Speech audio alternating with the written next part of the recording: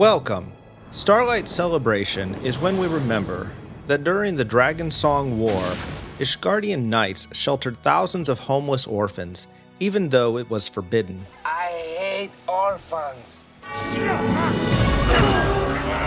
Years later, the snowy-bearded captain of the knights became the Saint of Nehemiah, who delivers the children's hopes and prayers to Nehemiah the Spinner. The knights have become the saint's helpers, who bring gifts to these children. Starlight Celebration is obviously the Final Fantasy XIV equivalent of Christmas in the real world, minus any Christian or religious connotations. Well, actually, James 1:27 says, "Religion that God our Father accepts as pure and faultless is this, to look after orphans and widows in their distress, and to keep Oh my! That means Starlight Celebration is more Christian than Christmas. Christmas is Christian? Anyway, Starlight Celebration is currently active and will last until December 31st. At this time of year, you will notice it seems to be constantly snowing in the 3 major cities and all of the housing districts. Those same places are also decorated with trees and ornaments, ribbons and tags, packages, snowmen, boxes and bags, banners, lanterns, candles, and more, and all kinds of things that come from a store. What's odd is no place else is decorated. Not even Ishgard. It's an Ishgardian holiday. Why, Emmerich? Why? Where is your holiday spirit? Huh? To participate in this event, you need any class or job at or above level 15, so this is open to those on a trial account. This has no specific MSQ requirements. However, the quest begins in Gridania, so you may want to get to the level 15 quest, the Call of the Sea. By that point, you would have been to all 3 major cities and unlocked the airship. Additionally, you may want to get up to the point where you acquire your chocobo. At some point, I plan to do a guide on chocobos and all the cool stuff you can do with them. In each of the 3 main cities, you will find Starlight Celebration criers, who will tell you all about the holiday, their purpose in life, and the traditional concert taking place in Miketo's amphitheater. Start by teleporting or taking an airship to Gridania. From the Aetheryte, you can use the Aethernet to go straight there, or just walk if you haven't unlocked it. What is the deal with this guy? The story begins on the stage in Miketo's amphitheater in Old Gridania. Speak with Garangi to pick up the quest, All I Want for Starlight. Starts talking about how it's her job to bring joy to boys and girls with the power of music. This kid is buoyant. Does he float? Okay, I'm calling him Georgie. No wait, this kid is dressed more like Georgie. Oh, I think these kids are in trouble. Actually, this is Nalapanank. New Georgie. He is the disturbed individual who needs your help in this story. Or was it his dad? Anyway, you need to find his dad. So sends you to the Archers Guild to talk to Piers, and he sends you to Bent Branch Meadows. Teleport there if you can, or leave via the Blue Badger Gate. Yes, that's a thing. Go to talk to Ilgar, who then finally sends you to find Lartenfee, New Georgie's dad. You might notice there are no orphans in this story. It's pretty much about a dad who lied to his kid about having to work so he could go out in the woods and sing with his chocobo. Musicians. Georgie's dad sends you back to to tell her to find his son because he's too busy to do it himself, to make sure he's there to hear him sing with his bird. Maybe he should tweet it. She sends you back to the Archers Guild to talk to the whole gang. Well, not the whole guild. Where is Lee Alipo? Where is Silveri? Where is Fumbahouse? Can I just call you Fahogwagods? I bet most of you haven't even met her yet. For some reason, she seems to be the only Makote that meows.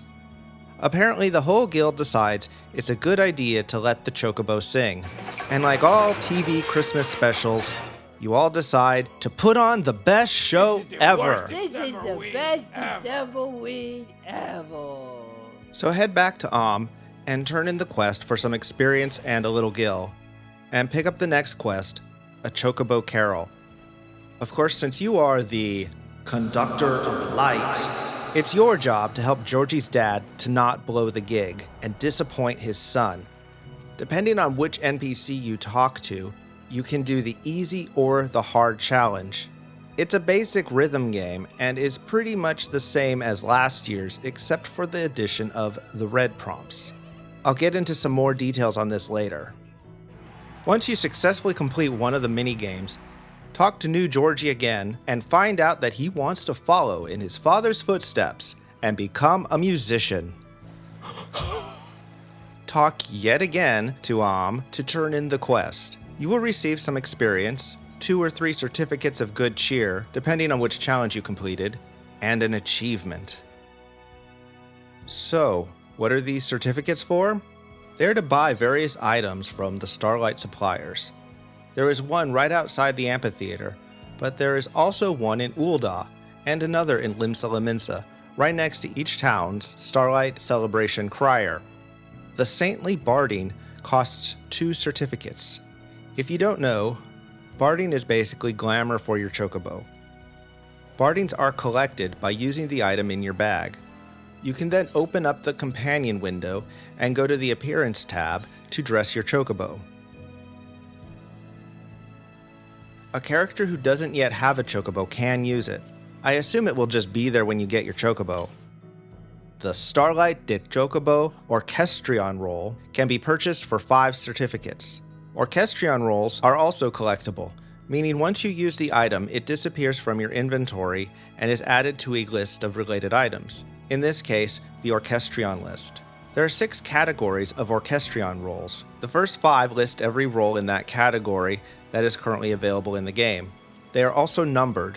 The seasonal list is a little different. Seasonal roles are not numbered, and they only appear on the list if you have collected them. So these roles represent songs you can listen to on the Orchestrions in rooms. Just right-click on the Orchestrion and select a song. If you have a house or apartment, you can get an Orchestrion that has more features, such as a playlist. 5 certificates for the Starlight Gubu Wreath. This is a housing item that goes on the wall of your house or apartment, as does the choir concert advertisement, which costs 3 certificates. This poster is the artwork from last year's Starlight Celebration. 3 certificates for the Starlight Roll Cake, which is a food housing item. Finally, you can get 2 different magic prisms. These are consumable novelty firework type items that are available every year for Starlight Celebration.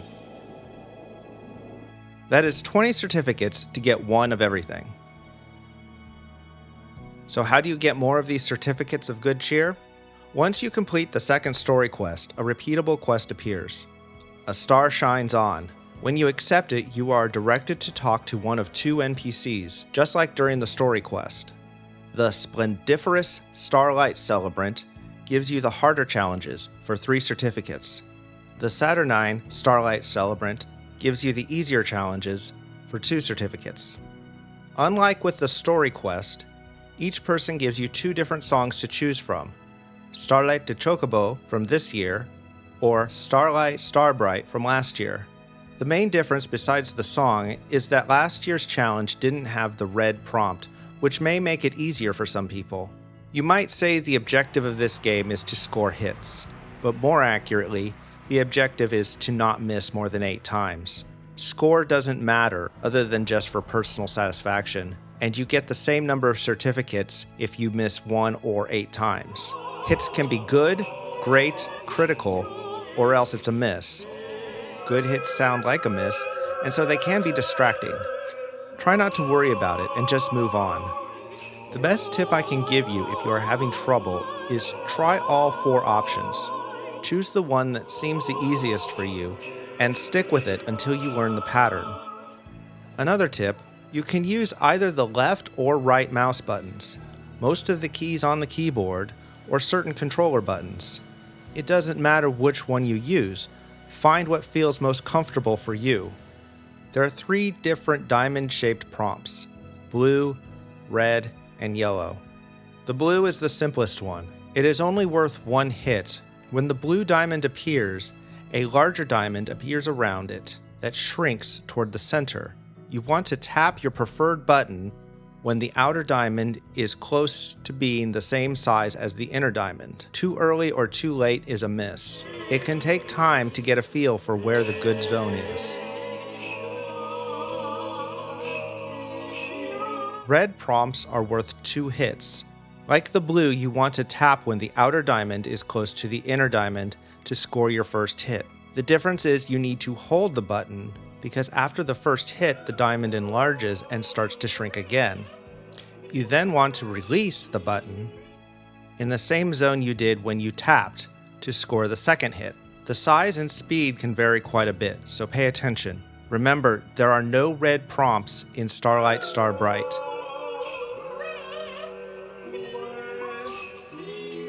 The yellow prompt is also worth 2 hits. The first hit is just like the blue one or the first hit of the red one. You score the second hit by tapping repeatedly until you hear the second hit. Once you get the first hit, just keep tapping to the end.